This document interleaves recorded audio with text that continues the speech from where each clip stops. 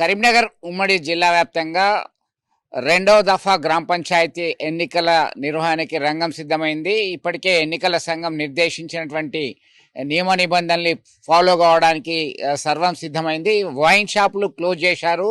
ఇప్పుడు 5 గంటల నుంచి మళ్ళీ 14వ తేదీ 11:59 వరకు 144 సెక్షన్ ఉంటుంది. వైన్ షాపులు తీయడానికి వీల్లేదు.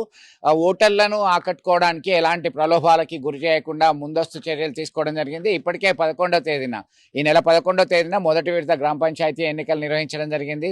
378 గ్రామ పంచాయతీలకి మొదటి విడతన విజయవంతంగా నిర్వహించి కౌంటింగ్ సైతం పూర్తయింది.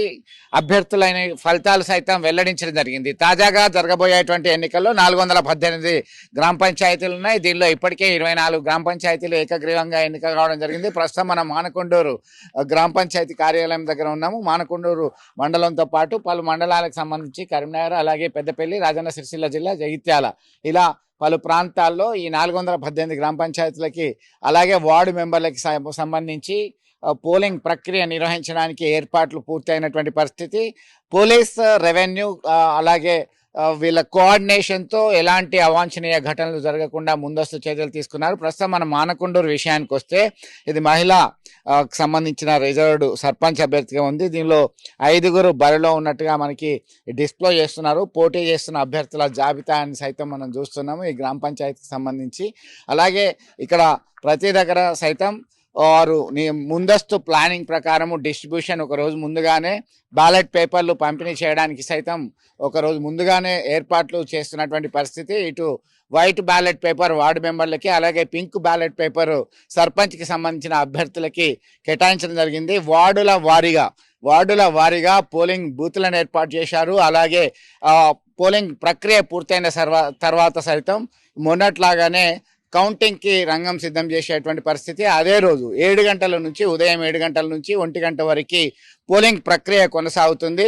1 గంట మధ్యాహ్నం లంచ్ బ్రేక్ ఉంటుంది. ఆ తర్వాత 2 గంటల నుంచి కౌంటింగ్ ప్రాసెస్ అనేది స్టార్ట్ అవుతుంది. ముందుగా వార్డు మెంబర్లకు సంబంధించి 25 బ్యాలెట్ పేపర్లని కట్టలు కట్టి వాళ్ళకి లెక్కించడం జరుగుతుంది. ఎవరైతే విజయం సాధిస్తారో వారిని మాత్రమే కౌంటింగ్ సెంటర్లో ఉంచుతారు. మిగతా వాళ్ళందరినీ కూడా పంపించడం జరుగుతుంది. ఎందుకంటే ఎలాంటి గందరగోళ పరిస్థితి రాకుండా ఉప సర్పంచ్ ఎన్నిక సైతం సజావుగా జరగడానికి తీసుకుంటున్నటువంటి చర్యల్లో భాగంగా అని చెప్పవచ్చు. 4 కంటే ఏ ఒక్కరు అధికంగా ఉండరాదు. 5 వ్యక్తులు ఉన్నట్టయితే మొబైల్ ద్వారా రికార్డ్ చేస్తున్నారు, కేసులు నమోదు చేస్తున్నారు. Model code of conduct violation సంబంధించినటువంటి కఠినమైనటువంటి సెక్షన్ల ప్రకారం కేసులు ఎదుర్కోవాల్సి వస్తుంది అని చెప్పి పోలీస్ అధికారులు హెచ్చరికలు జారీ చేశారు. దీనిలో భాగంగానే ఎక్సైజ్ శాఖకు సైతం ఆదేశాలు జారీ చేసింది. వైన్ షాపులు అన్నీ కూడా క్లోజ్ చేశాయి.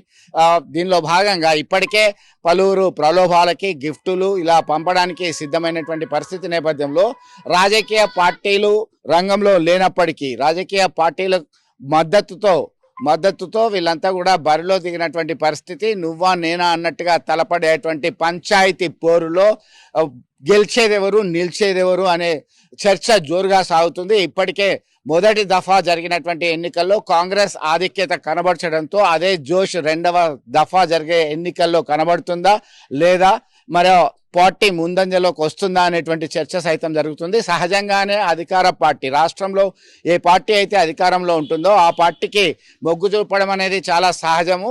అలాగే భారతీయ జనతా పార్టీ తాను సైతం అంటూ ముందుకొచ్చినటువంటి పరిస్థితిని గమనించాలి. చాలా 3rd ప్లేస్లో ఉంది. అయినప్పటికీ పోటీ పడేందుకు తహతహలాడుతుంది.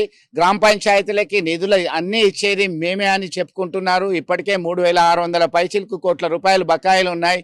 అవన్నీ పొందడానికి కొరకే ముందస్తు గ్రామ పంచాయతీ ఎన్నికలు నిర్వహిస్తున్నది రాష్ట్ర ప్రభుత్వం అని చెప్పి బీజేపీ నేతలు ఇప్పటికే స్పష్టం చేశారు. ఇటు అధికార కాంగ్రెస్ పార్టీ ఓటర్లకి ఇప్పటికే చెప్పడం జరిగింది, తాము ఖచ్చితంగా సంక్షేమ అభివృద్ధి ఫలాలతో ముందుకొస్తాం, ప్రజా పాలన అందిస్తున్నాం, విజయవంతంగా 2 సంవత్సరాలు పూర్తి చేసుకున్నాం అనేటువంటి కోణంలో వాళ్ళు ముందుకెళ్తున్నారు. కాంగ్రెస్ అధికారంలోకి వచ్చినప్పటికీ ఇచ్చిన హామీలు ఏమీ నెరవేర్చలేదు. 420 హామీలు, 420 మోసాలంటూ బీఆర్ఎస్ వర్కింగ్ ప్రెసిడెంట్ కేటీఆర్ సైతం పలుమార్లు బహిరంగంగానే విమర్శించడం జరిగింది. ఇటు ఆరోపణలు ప్రత్యారోపణల మధ్య ఓటర్ అన్న నాడి అనేది డబ్బాలో పడేంత వరకు ఎవరికి తెలియని అంతుపట్టని విషయంగానే ఉంది అని చెప్పడంలో సందేహం లేదు. మొత్తం మీద రెండో దఫా జరగబోయేటువంటి ఎన్నికలకు సంబంధించి ఈ నెల 14న ఖచ్చితంగా ఓటు హక్కును వినియోగించుకోవాలని చెప్పి అందరూ అవేర్నెస్ క్రియేట్ చేస్తున్నారు. ప్రతి ఒక్కరూ ఓటు హక్కును వినియోగించుకోవాలని కోరుతున్నటువంటి పరిస్థితి. వీడియో జర్నలిస్ట్ సుమంత్తో కలిసి చంద్రశేఖర్, RTV, మానకొండూరు నుంచి. చరిత్ర సృష్టించినోడు ఇప్పుడు ఆ చరిత్రని తిరగరాయబోతున్నాడు. అబద్ధాల గోడల్ని బద్దల కొట్టి నిజాలను రాగా మీ ముందుంచబోతున్నాడు. నిజమైన వార్తల కోసం వెంటనే డౌన్లోడ్ చేసుకోండి రా యాప్ని.